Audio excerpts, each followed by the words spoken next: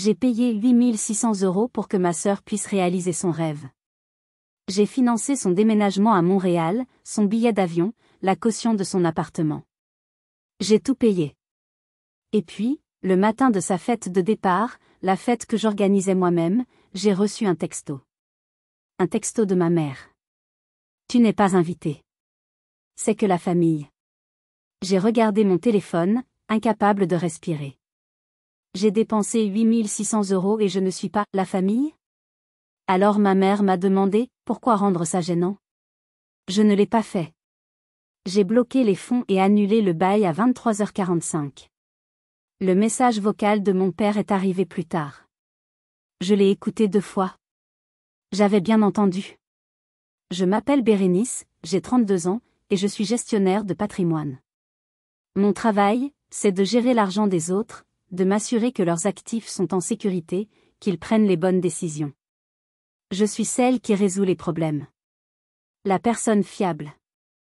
Celle sur qui on peut compter, peu importe la situation. Dans ma vie professionnelle, tout est logique, tout est carré. Les chiffres ne mentent pas. Les contrats sont clairs. J'ai bâti ma carrière sur cette logique, sur cette soif de contrôle. Une soif née du chaos de ma vie personnelle. Dans ma famille, je n'ai jamais été la gestionnaire. J'ai toujours été la ressource. La banque. Le filet de sécurité.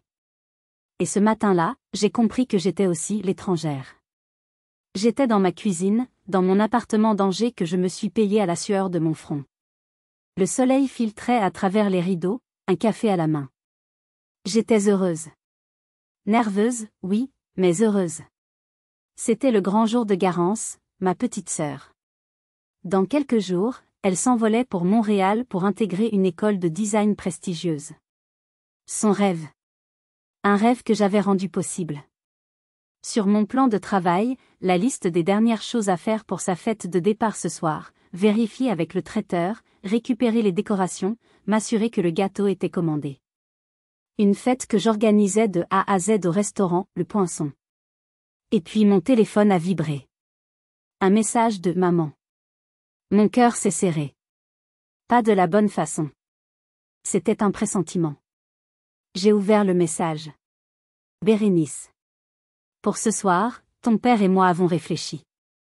Nous avons décidé de garder ça intime. Ce ne serait pas approprié que tu viennes. Garance veut une soirée privée avec sa famille avant de partir. J'espère que tu comprends. J'ai lu.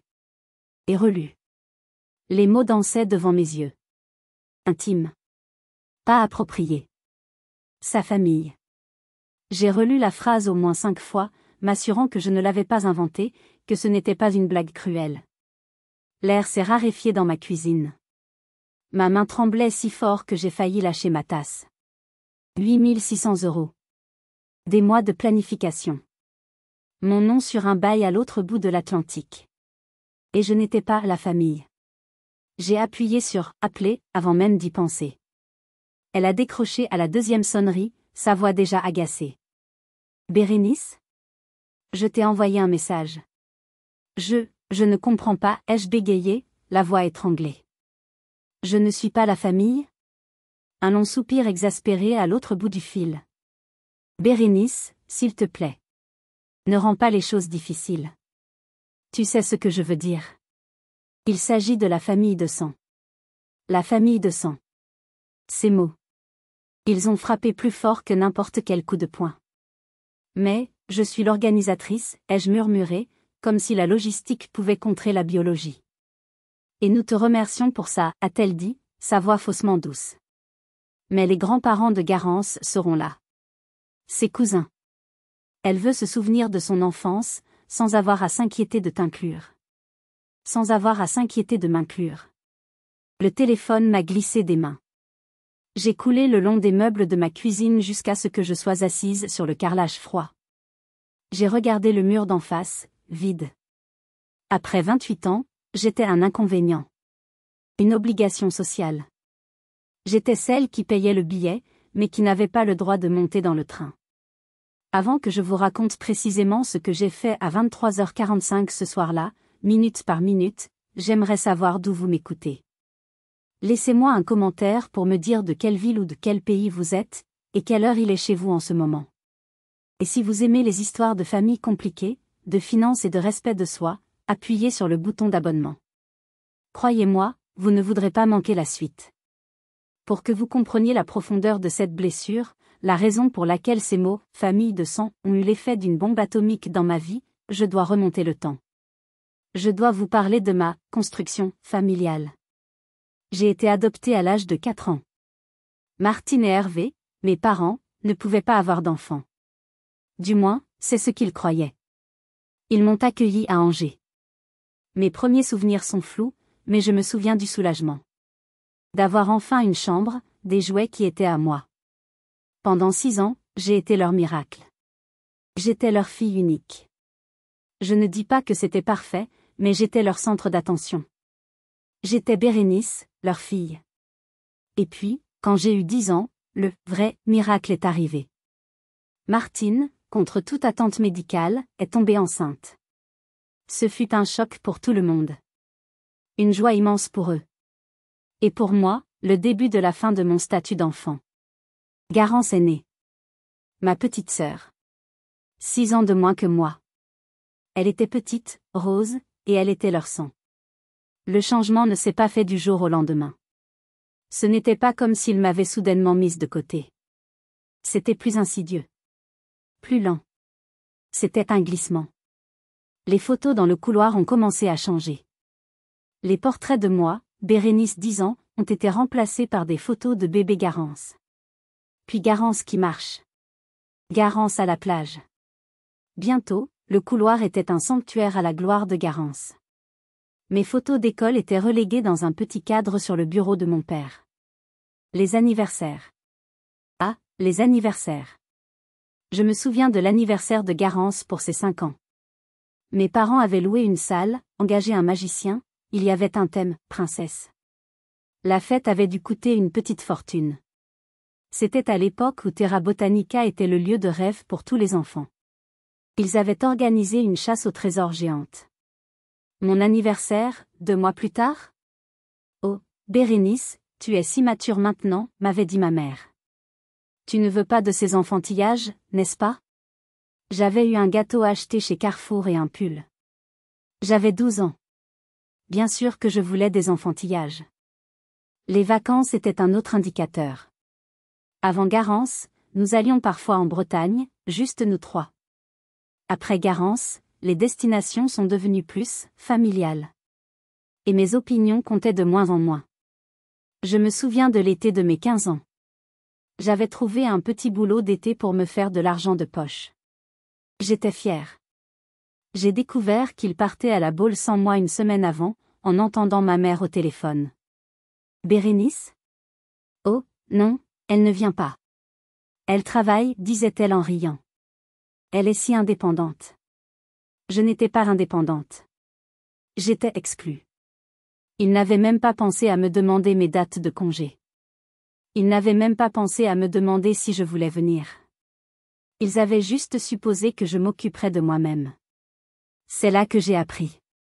J'ai appris qu'il ne fallait compter sur personne. J'ai appris que l'amour, dans cette maison, était conditionnel. Il y avait l'amour inconditionnel, biologique, pour Garance. Et il y avait l'amour, différent, pour moi. L'amour pour l'enfant qu'ils avaient choisi, jusqu'à ce que celui qu'ils avaient fabriqué arrive. Garance, elle-même, n'était pas méchante. Pas au début. Elle était juste l'enfant en or. Elle avait tout le temps. Elle ne comprenait pas le mot « non ». Elle me voyait me battre pour avoir de bonnes notes, pour économiser, pour m'acheter mon premier scooter. Pour elle, tout semblait dû.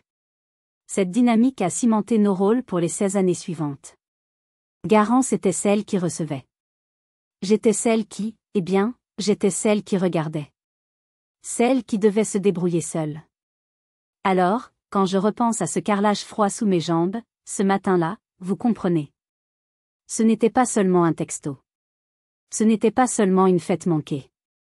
C'était la confirmation officielle, écrite noir sur blanc, de ce que j'avais ressenti toute ma vie, j'étais la roue de secours. J'étais l'invitée permanente dans ma propre famille. J'ai appris très tôt que si je voulais quelque chose, je devais l'obtenir par moi-même. Et c'est cette leçon, apprise dans la douleur et la solitude, qui allait devenir mon arme la plus puissante. Mais je ne le savais pas encore. La transition vers l'âge adulte n'a fait que solidifier ces rôles.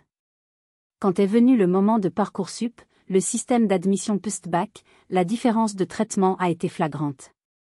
Pour Garance, ce fut un projet familial. Mes parents ont passé des soirées à éplucher les brochures avec elle, à débattre des mérites d'une école d'art à Paris contre une autre à Lyon. Mon père Hervé l'a conduite à des journées portes ouvertes. Ma mère Martine a relu sa lettre de motivation 10 fois. Pour moi, 6 ans plus tôt.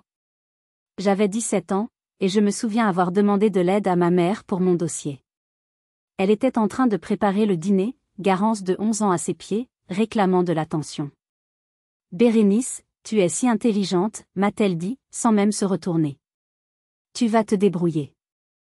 Je te fais confiance. » C'était un compliment empoisonné. Je te fais confiance était juste une autre façon de dire « ne me dérange pas ». Alors je me suis débrouillée. J'ai travaillé les week-ends à la Fnac. J'ai décroché une bourse au mérite. Je suis entrée en école de commerce, puis j'ai choisi une spécialisation en gestion de patrimoine. Pourquoi la finance? Parce que c'était l'antithèse de ma famille. C'était logique. C'était mesurable. Dans mon monde, 1+1 faisait toujours 2. Il n'y avait pas de favoritisme, pas d'émotion, juste des chiffres, des bilans et des retours sur investissement. L'argent, c'est honnête. Il ne prétend pas vous aimer un jour pour vous ignorer le lendemain. Il ne vous dit pas que vous êtes de la famille, puis vous traite comme un étranger. Mon indépendance financière est devenue mon armure. À 28 ans, j'ai acheté mon propre appartement à Angers. Un joli T3 avec un petit balcon. Mes parents sont venus le voir. Tu as de la chance, a commenté ma mère en regardant la cuisine équipée. La chance, ai-je répété. Pas des années de travail acharné, pas des sacrifices, juste la chance. Et plus je gagnais en succès, plus ma famille semblait me voir différemment. Non pas avec plus de respect, mais avec plus d'attente. Je n'étais plus seulement l'autre fille. J'étais devenue la fille qui a réussi. Et dans leur esprit, la fille qui a réussi était synonyme de la fille qui peut payer. Je suis devenue le distributeur automatique familial. Le DAB Bérénice. Garance, bien sûr, était la première à utiliser mes services. À 26 ans, elle était l'artiste en difficulté. Elle avait du talent, c'est vrai, mais elle avait surtout l'habitude que tout lui soit servi sur un plateau. C.H. Rénis commençait-elle toujours par un message vocal mielleux. J'ai un petit souci. Mon proprio me met la pression pour le loyer. Tu pourrais me dépanner de 300 €? Je te jure, je te rembourse le mois prochain, dès que je vends une illustration. Le mois prochain n'arrivait jamais. Et si j'avais le malheur de lui rappeler gentiment, sa voix devenait glaciale. Quoi? L'argent, c'est vraiment si important pour toi? Je pensais que tu voulais m'aider. Je suis ta sœur. Et je cédais. Je me sentais coupable. Coupable d'avoir de l'argent alors qu'elle luttait. Coupable de vouloir être remboursée. Mais ce n'était pas que Garance. Mon père, Hervé, un homme bon mais faible, retraité de la SNCF, est venu me voir un jour, l'air embarrassé. Ta mère veut vraiment changer la cuisine? Tu sais, la mienne est petite. Et avec la retraite, c'est un peu juste. J'ai signé un chèque de 3000 €. Pas un prêt. Un don. Puis ce fut sa nouvelle Peugeot. J'ai participé à l'apport. Je me suis acheté une place à la table familiale. Je me suis dit que c'était de la générosité. Que c'était ce que les familles faisaient. On s'entraidait. Mais au fond de moi, cette petite voix, celle de la gestionnaire de patrimoine, me hurlait que c'était un mauvais investissement. Un investissement à fond perdu. J'achetais de l'affection. Je payais pour le privilège d'être toléré. Je finançais leur confort en échange de quelques miettes d'appartenance. Et ils prenaient. Ils prenaient tout. Ils prenaient mon argent, mon temps, mon énergie. Et je donnais, en espérant secrètement qu'un jour, ils me verraient. Pas le DAB. pas la gestionnaire de patrimoine. Juste Bérénice. C'est une dynamique épuisante. Un fardeau financier, bien sûr, mais surtout un fardeau émotionnel. Le stress de toujours devoir être la personne forte, celle qui n'a jamais de problème, celle qui peut tout gérer. Ma propre santé mentale en prenait un coup, mais je le cachais derrière des bilans comptables et des sourires forcés. J'aimerais vous poser une question. Que auriez-vous fait à ma place? Quand vous voyez ce schéma, cette exploitation financière et émotionnelle s'installer année après année, auriez-vous continué à payer? Dites-le moi dans les commentaires. Soyez honnête. Le début de la fin a commencé il y a 3 mois, lors d'un dîner dominical. Un de ces rares moments où nous étions tous réunis, jouant la comédie de la famille parfaite. Ma mère Martine avait fait un poulet rôti. Mon père Hervé avait ouvert une bonne bouteille. L'ambiance était légère. Trop légère. Au milieu du repas, Garance a posé ses couverts avec un sens aigu du drame. J'ai une nouvelle incroyable, a-t-elle annoncé, les yeux brillants. Tous les regards se sont tournés vers elle. Ma mère avait déjà un sourire béat. J'ai été acceptée. Je pars à Montréal. Ce fut une explosion de joie. Ma mère a poussé un cri aigu. Mon père s'est levé pour la serrer dans ses bras. Montréal. Une école de design prestigieuse. C'était son rêve absolu. J'étais heureuse pour elle. Vraiment. Malgré tout, elle était ma sœur. Puis le silence est retombé. Ma mère a regardé mon père, son sourire s'est légèrement crispé. Mais... Montréal? C'est cher, n'est-ce pas? Garance a perdu son sourire. L'école est incroyable, mais il n'y a pas d'aide financière la première année. Je dois couvrir le visa, le billet d'avion, la caution de l'appartement, et les premiers mois de loyer. Le visage de mes parents s'est décomposé. La retraite de mon père n'était pas énorme. Le salaire d'assistante maternelle de ma mère couvrait à peine les factures. J'ai vu le rêve de Garance s'effondrer en direct. Et c'est là que je l'ai dit. Ces mots stupides. Ces mots dictés par 28 ans de besoin désespéré d'approbation.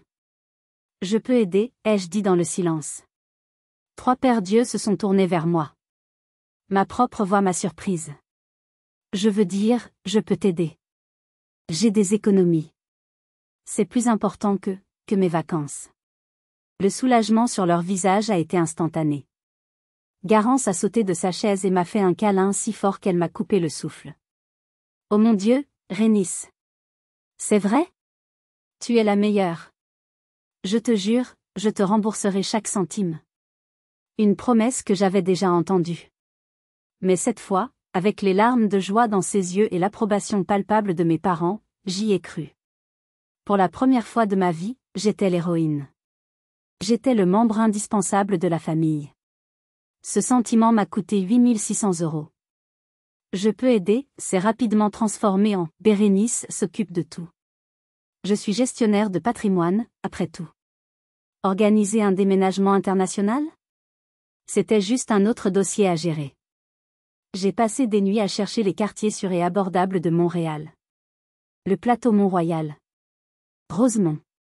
J'ai trouvé un T2 charmant. C'est là que les choses se sont compliquées. Le propriétaire à Montréal, un certain monsieur Tremblay, a demandé un garant. Logique. Garance n'avait aucun revenu, aucun historique de crédit au Canada.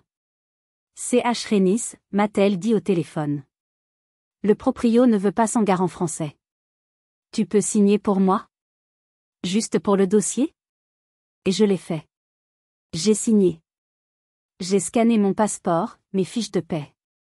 J'ai apposé ma signature sur un bail à l'autre bout du monde, me rendant légalement responsable d'un loyer que je n'habiterai jamais. C'était la première fissure. Ensuite, il y a eu l'argent. Le budget initial de 5000 € a explosé. Je ne peux pas voyager en classe éco, m'a expliqué Garance. J'ai tout mon matériel de dessin, je dois être en forme en arrivant. J'ai donc payé 1200 € pour un billet en Premium Economy sur Air Canada. Puis ce fut l'ordinateur. Son vieux PC n'était pas assez puissant pour les logiciels de design. Il lui fallait un MacBook Pro. 1800 € de plus. Et la caution. Le propriétaire demandait le premier mois de loyer et une caution. 3200 $ canadiens. J'ai fait le virement international, mon compte Crédit Agricole a hurlé. Converti en euros, cela représentait près de 2200 €. Ajoutez à cela les frais de visa, l'assurance santé, et les quelques provisions pour démarrer. Le total s'élevait à 8600 €. Pour payer tout cela, j'ai dû annuler mes propres vacances. J'avais prévu un voyage de 2 semaines en Corse. J'en rêvais. J'ai regardé l'acompte non remboursable de 400 € s'évaporer. C'est pour la famille, me suis-je dit. Chaque virement, chaque signature, était un clou de plus dans mon propre cercueil financier et émotionnel. J'étais tellement concentré sur le « comment » que je n'ai pas vu le « pourquoi ». Je n'aidais pas ma sœur. J'achetais une illusion. L'illusion que, cette fois, ce serait différent. Que cet investissement massif me rapporterait enfin ce que je désirais, une place indéniable à la table familiale. J'étais devenue la garante de sa nouvelle vie, sans réaliser que j'étais sur le point de perdre la mienne. À 2 semaines du grand départ de Garance, l'excitation était palpable. C'est à ce moment-là que la question de la fête de départ a été soulevée. J'ai surpris ma mère et Garance en train d'en discuter dans la cuisine. Peut-être juste un petit apéro à la maison, disait ma mère, l'air fatigué. On ne va pas faire de grosses dépenses maintenant. C'était mon signal. L'occasion parfaite de prouver, une fois de plus, ma valeur. Pas question, ai-je lancé en entrant dans la pièce. Elle part à Montréal. Il faut marquer le coup. Laissez-moi m'en occuper. Je connais le gérant du Poinçon, un super restaurant à Angers. Je peux avoir la salle privée. Garance m'a sauté au cou. Tu ferais ça? Tu es la meilleure. Et voilà comment je suis devenue l'organisatrice en chef de la fête. J'ai tout pris en main. J'ai négocié un menu spécial avec le restaurant. J'ai conçu et imprimé des invitations élégantes. J'ai même commandé un gâteau personnalisé avec une feuille d'érable en sucre dessus. J'ai tout payé, bien sûr. C'était implicite. Mais c'est là que les choses étranges ont commencé. Des petites choses. Des choses que j'ai balayées d'un revers de la main à l'époque, mais qui, avec le recul, étaient des drapeaux rouges sanglants. Ma mère, Martine, avait proposé de m'aider avec les invitations. Je les avais laissées chez elle, une pile de 50 enveloppes timbrées, prêtes à être postées. 2 jours plus tard, j'ai reçu un appel d'une tante. Bérénice? J'ai entendu dire que Garance partait, mais je n'ai pas reçu d'invitation. J'ai appelé ma mère. Oh, Dut, a-t-elle dit, sa voix trop légère. J'ai dû renverser mon café dessus. Elles étaient toutes tachées. J'allais t'appeler. Ne t'inquiète pas, j'ai prévenu tout le monde par téléphone. J'ai serré les dents. J'avais passé des heures sur ces invitations. Mais c'était une erreur, n'est-ce pas? Un accident. Ensuite, il y a eu le menu. Garance a une allergie assez sévère aux fruits à coque. Je l'avais spécifié 10 fois au chef du restaurant. J'ai appelé pour confirmer une dernière fois. Le gérant, d'habitude si charmant, était glacial. Mademoiselle Bérénice, il faut vous décider. Votre mère a appelé ce matin pour dire que l'allergie n'était pas si grave et qu'on pouvait garder les mignardises aux amandes. J'ai failli m'étouffer. Quoi? Non. Absolument pas. S'il vous plaît, ignorez tout ce qu'elle a dit. Suivez mes instructions initiales. J'ai confronté ma mère. Elle a levé les yeux au ciel. Oh, Bérénice, tu es si stressée. C'est juste une petite sensibilité. Garance en mange tout le temps quand tu n'es pas là. Tu en fais toujours des tonnes. Elle me faisait passer pour une folle. Pour une hystérique. J'ai commencé à douter de ma propre santé mentale. Est-ce que j'exagérais? Malgré ces incidents, j'ai continué. J'étais en mode gestion de projet. L'objectif était la réussite de la fête. Je ne laisserai pas ces petits contretemps me déstabiliser. J'ai même trouvé le temps de lui acheter un cadeau de départ. Quelque chose de spécial. J'ai dépensé 300 € que je n'avais pas pour un magnifique collier en argent avec une petite boussole en pendentif. Pour que tu trouves toujours ton chemin, avais-je prévu de lui dire. La veille de la fête, tout était bouclé. Le restaurant était confirmé. Le gâteau était prêt. Le cadeau était emballé dans une boîte bleue élégante. J'étais épuisée. Émotionnellement, financièrement. J'étais à sec. Mais j'avais réussi. Je me suis couchée ce soir-là avec un sentiment de fierté. J'avais géré les crises. J'avais surmonté les obstacles. Demain, tout le monde verrait. Demain, ce serait la consécration. Garance serait heureuse, mes parents seraient fiers. Et moi, pour la première fois, je serais au centre, non pas comme le distributeur, mais comme l'architecte de ce bonheur familial. Je sais ce que vous pensez en m'écoutant. Bérénice, tu es tellement naïve. Et vous avez raison. J'étais aveugle. J'étais tellement désespérée de croire à cette comédie de famille que j'ignorais volontairement tous les signes. Ce que je ne savais pas, c'est qu'au même moment où je m'endormais, fière de mon travail, le complot était déjà en marche. Le coup de grâce était en préparation. Et il allait être livré le lendemain matin, à 8 heures précises, par texto. Je me suis réveillée le matin de la fête avec un sentiment d'accomplissement. Le soleil filtrait à travers les rideaux de ma chambre. J'avais même pris la journée de congé. J'avais prévu d'aller chez le coiffeur, de mettre ma nouvelle robe. J'allais être impeccable pour la soirée que j'avais orchestrée.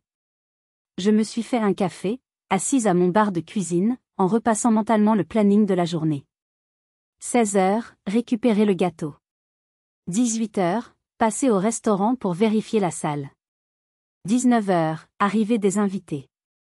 C'est là que mon téléphone a vibré. Il était 8h03. Un message de maman. Mon cœur a fait un bond. Une dernière crise à gérer? Le traiteur avait un problème? J'ai ouvert le message. Bérénice.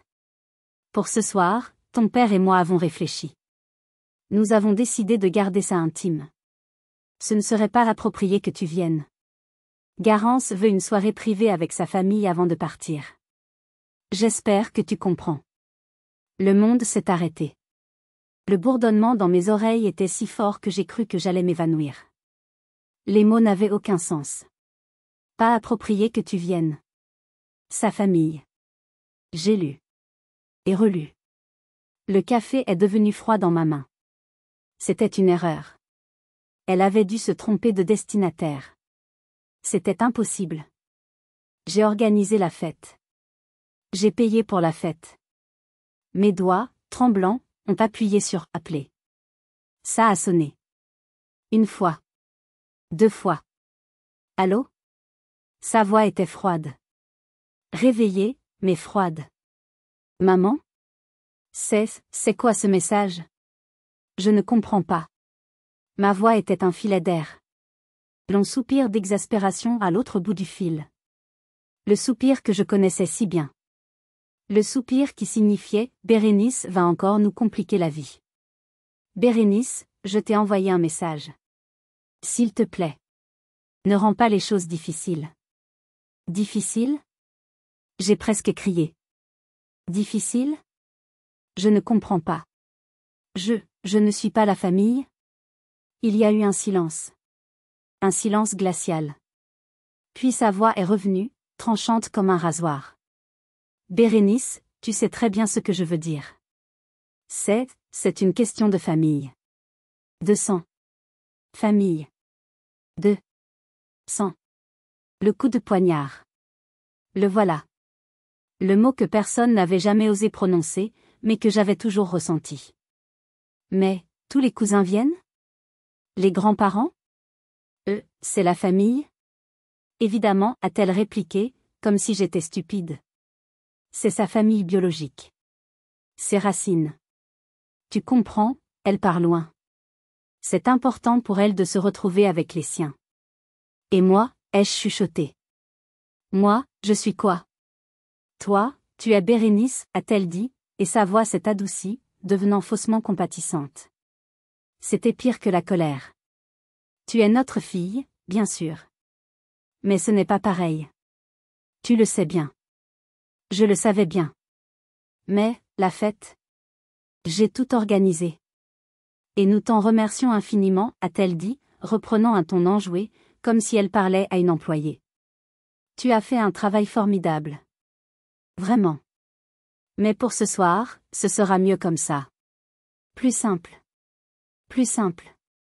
Maman, ai-je tenté une dernière fois, la gorge en feu. Et Garance? Elle est d'accord avec ça? Encore un silence. Garance veut juste profiter de sa dernière soirée. Elle ne veut pas de drame. Elle veut juste être avec sa famille. Elle veut pouvoir se détendre, se remémorer des souvenirs d'enfance, sans avoir à s'inquiéter de t'inclure, de s'assurer que tu ne te sens pas mise à l'écart. Sans avoir à s'inquiéter de m'inclure. Le téléphone m'a glissé des mains et s'est écrasé sur le carrelage. Je ne l'ai pas ramassé. Je suis restée là, debout au milieu de ma cuisine. Le soleil brillait toujours. Les oiseaux chantaient. Une journée parfaite.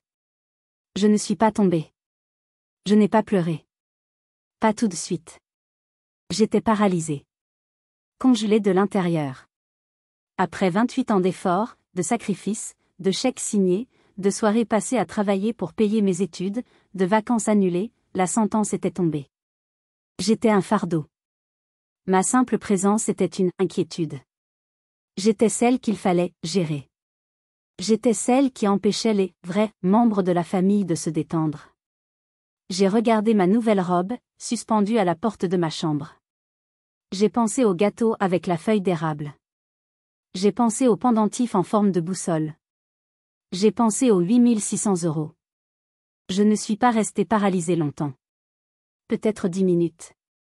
10 minutes où mon cerveau a tourné à plein régime.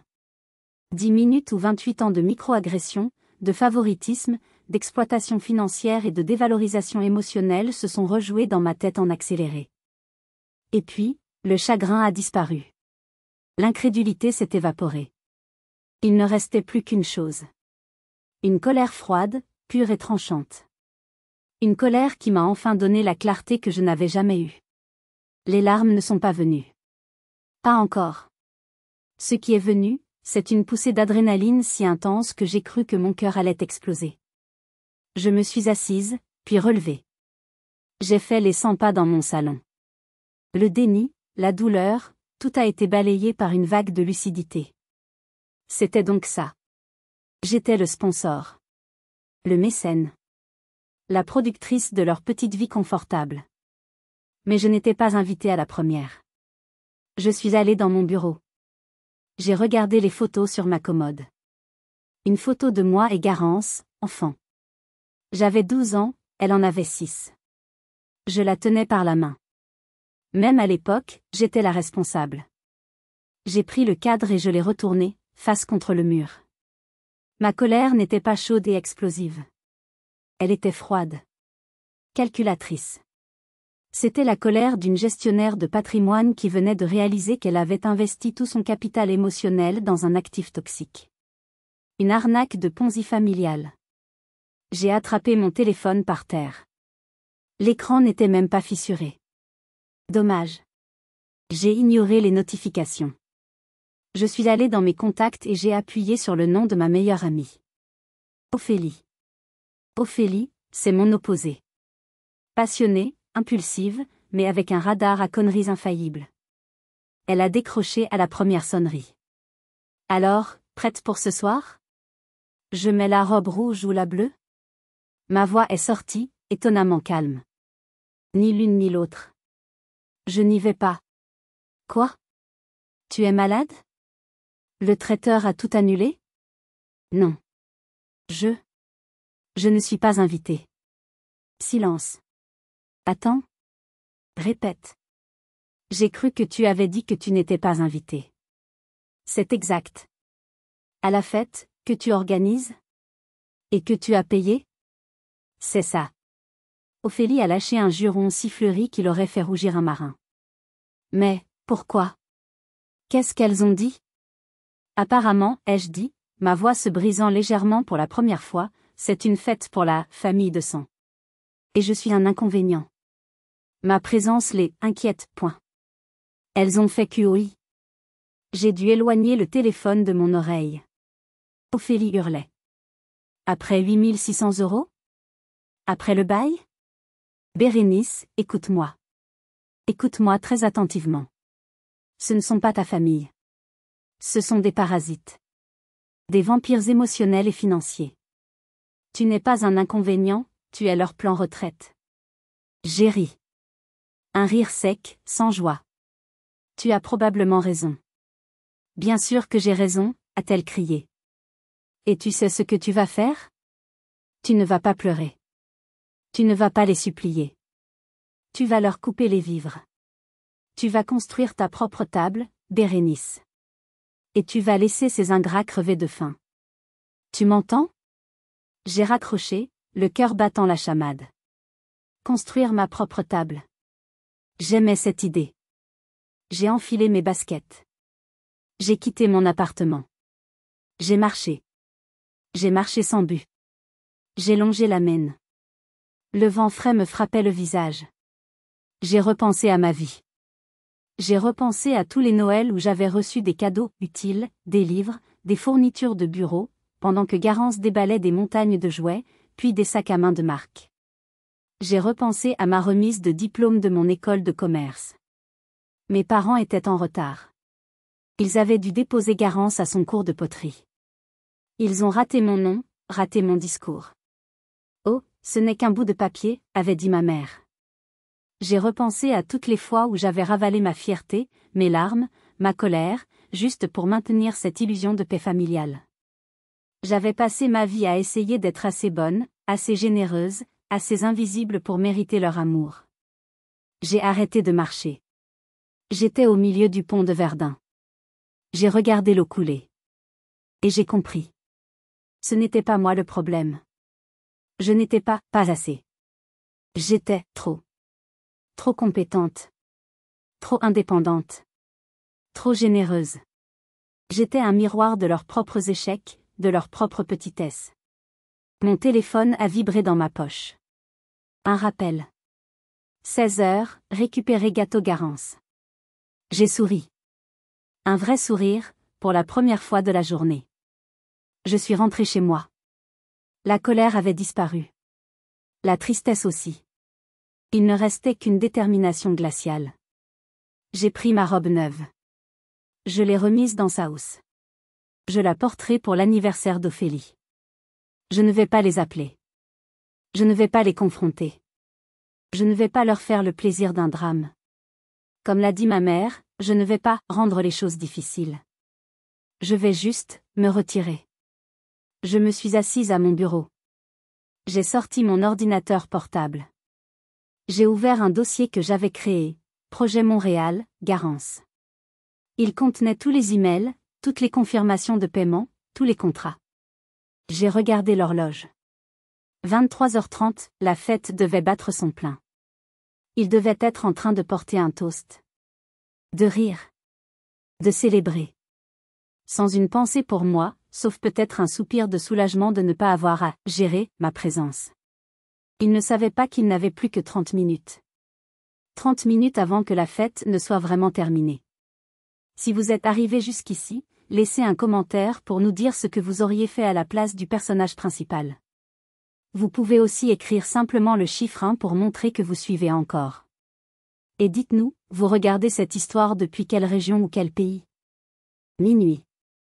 C'est une heure charnière. La fin d'un jour, le début d'un autre. Pour moi, ce serait la fin d'une ère.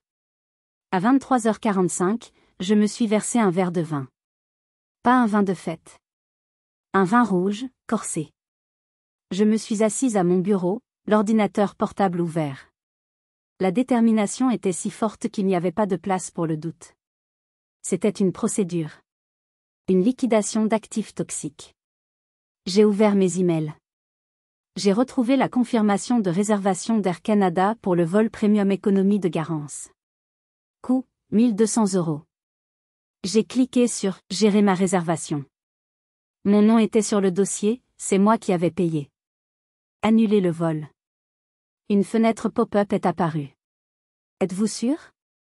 Des frais d'annulation de 500 € s'appliqueront. 500 € pour retrouver ma dignité? C'était une bonne affaire. J'ai cliqué sur « Confirmer ». Le remboursement de 700 € serait crédité sur ma carte d'ici 5 à 7 jours ouvrables. J'ai reçu l'email de confirmation d'annulation instantanément. J'ai pris une gorgée de vin. C'était délicieux. C'était la partie la plus délicate. Le bail. J'avais signé en tant que garante. J'étais légalement responsable des paiements de garance. Une erreur de débutante.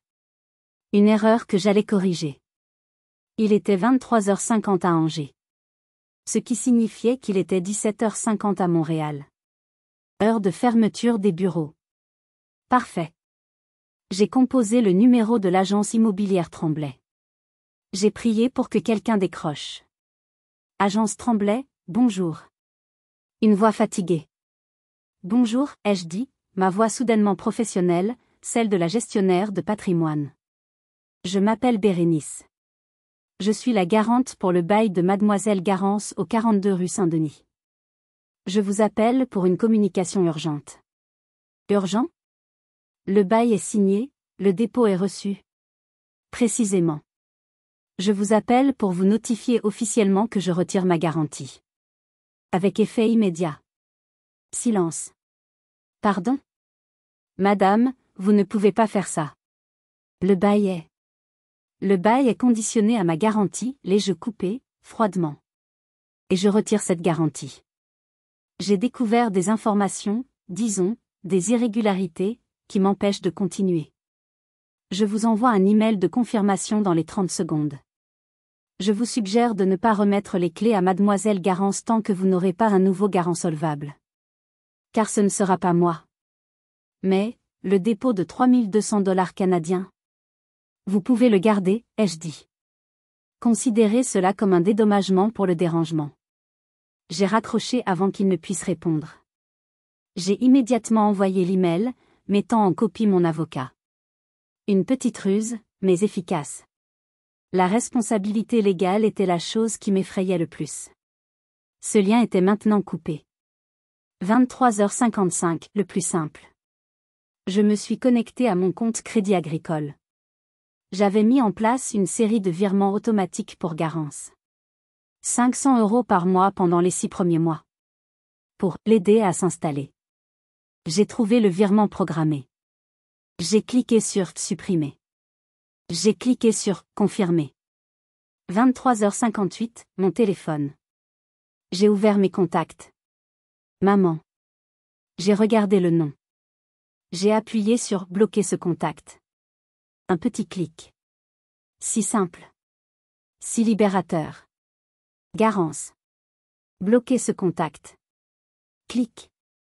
J'ai regardé la liste des autres membres de la « famille de sang ». Tante, oncle, cousin. Ceux qui, j'en étais sûre, allaient bientôt me harceler. Je ne les ai pas bloqués. Pas encore.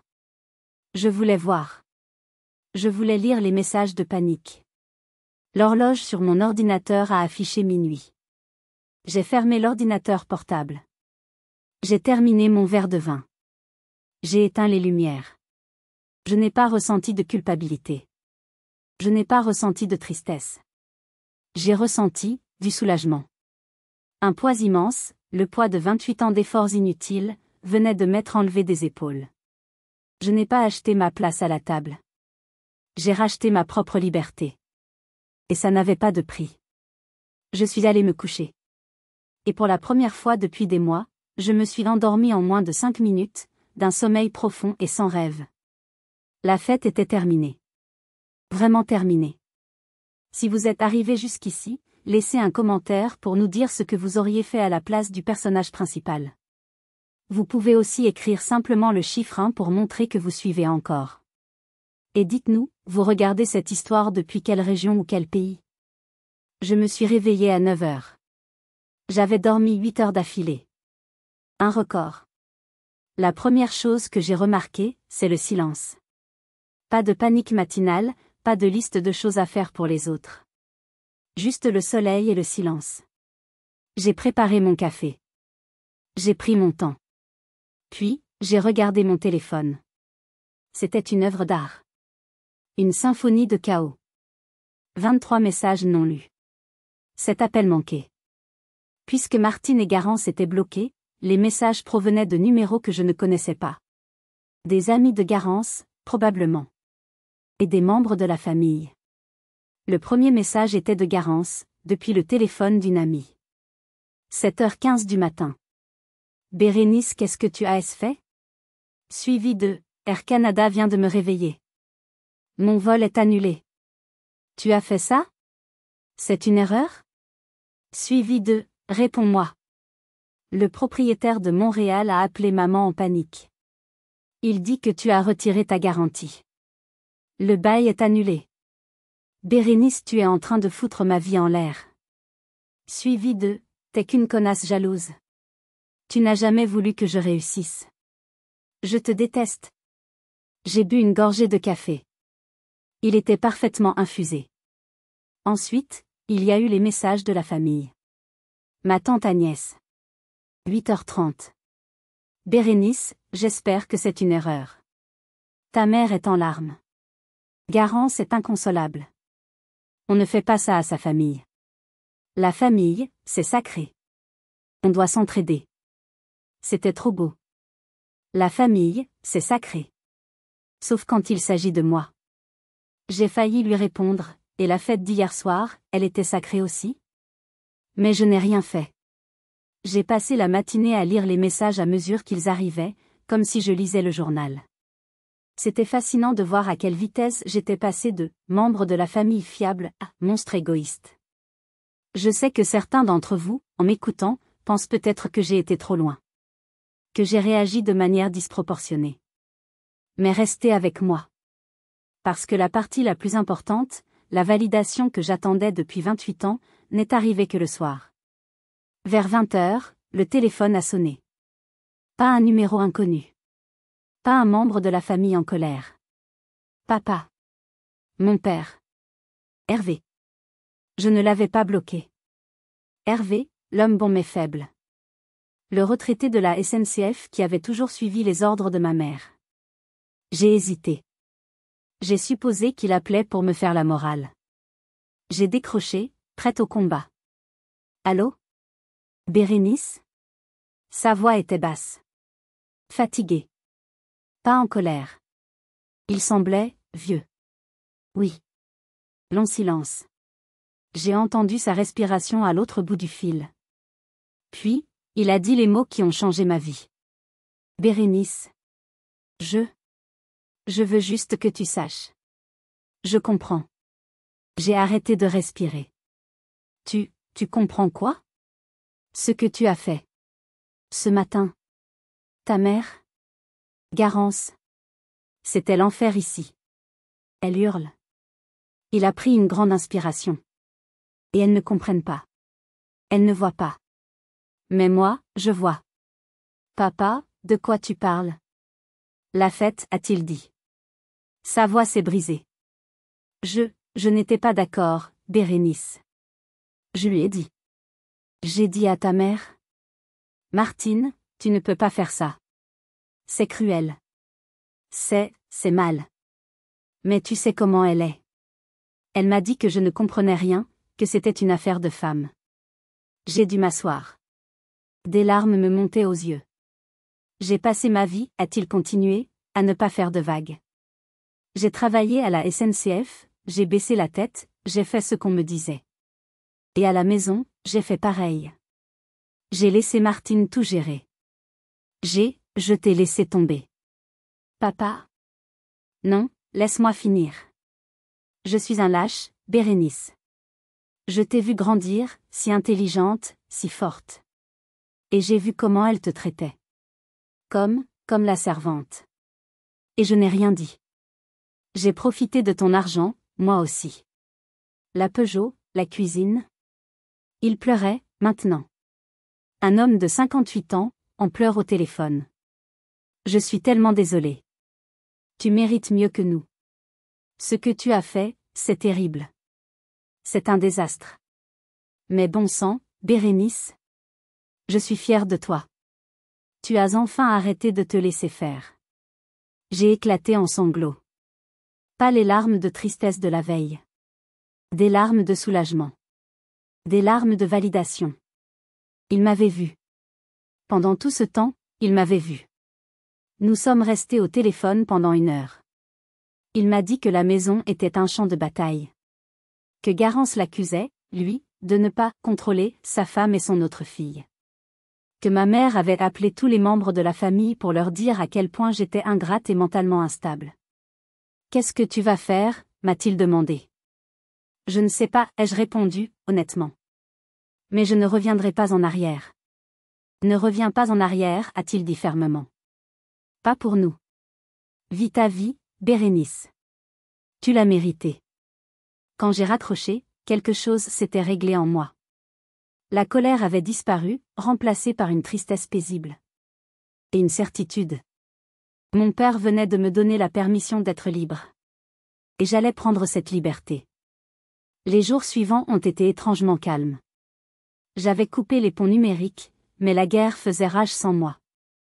Hervé m'a appelé quelques jours plus tard pour me faire un rapport. C'était pire que je ne l'imaginais. Garance, dans sa panique, avait tout avoué à ma mère, le MacBook, le billet en premium, les petites demandes d'argent incessantes. Ma mère, réalisant l'ampleur de l'argent qu'elle ne pourrait plus siphonner, était entrée dans une fureur froide. Mais le plus intéressant, c'est ce qu'Hervé m'a dit ensuite. Il m'a donné rendez-vous dans un café, loin du centre-ville.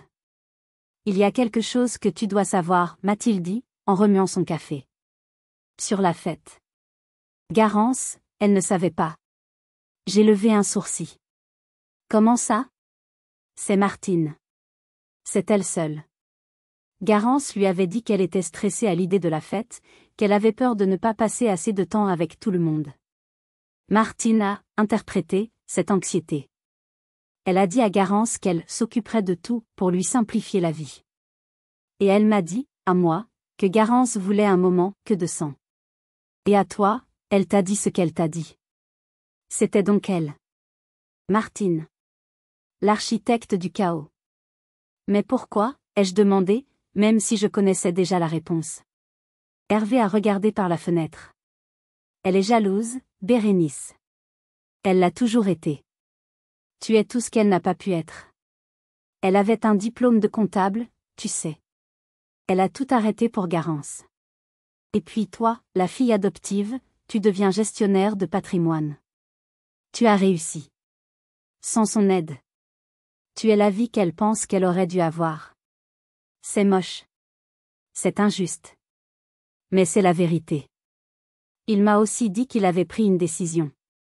Il avait débloqué une partie de sa propre assurance vie. Il allait payer pour que Garance parte à Montréal. Mais, a-t-il ajouté, un éclair d'acier dans les yeux, version économique. Vol en classe éco. Une chambre en colocation. Et elle devra trouver un boulot en arrivant. La banque de papa et maman est fermée. Garance est partie 1 semaine plus tard. Elle ne m'a pas appelé. Je n'ai pas reçu un mot d'excuse. Juste le silence. Les 3 premiers mois ont été un silence de mort. Puis, j'ai reçu un message. D'elle. Elle avait dû me débloquer. Je suis là sec. Maman a dit que tu pourrais peut-être m'aider. Juste pour le loyer ce mois-ci. Mon cœur s'est serré. L'ancienne Bérénice aurait sauté sur l'occasion. Mais j'ai regardé mon téléphone. J'ai respiré. Et j'ai tapé la réponse la plus difficile et la plus libératrice de ma vie. Je ne peux pas, Garance. Bon courage. J'ai cru qu'elle me bloquerait à nouveau. Mais elle n'a rien dit. 3 autres mois ont passé. Nous étions en hiver. Une lettre est arrivée. Une vraie lettre, avec un timbre canadien. Son écriture. À l'intérieur, il n'y avait pas de demande d'argent. Il y avait un chèque. 200 €. Et une carte. CH Rénis. C'est le premier versement. Je sais que c'est ridicule. C'est tout ce que j'ai. Montréal est difficile. Il fait froid. J'ai trouvé un boulot de serveuse dans un café pour payer mon loyer. J'ai réalisé beaucoup de choses. J'ai réalisé à quel point j'avais été une sœur horrible. J'étais jalouse de toi. Tellement jalouse. Je suis désolée. Je ne sais pas si tu me pardonneras un jour. Mais je vais te rembourser. Chaque centime. J'ai pleuré en lisant cette lettre. J'ai pleuré pour la petite fille de 10 ans que j'avais été. J'ai pleuré pour la femme de 32 ans que j'étais en train de devenir. Je n'ai pas encaissé le chèque. Pas tout de suite. J'ai commencé une thérapie. J'ai appris des mots comme limite, boundary, traumatisme d'adoption, adoption trauma, et codépendance, codependency. J'ai appris que non est une phrase complète. Aujourd'hui, ma relation avec ma famille, compliquée. Réaliste. Mon père, Hervé, et moi déjeunons ensemble tous les mardis. Nous avons 28 ans à rattraper.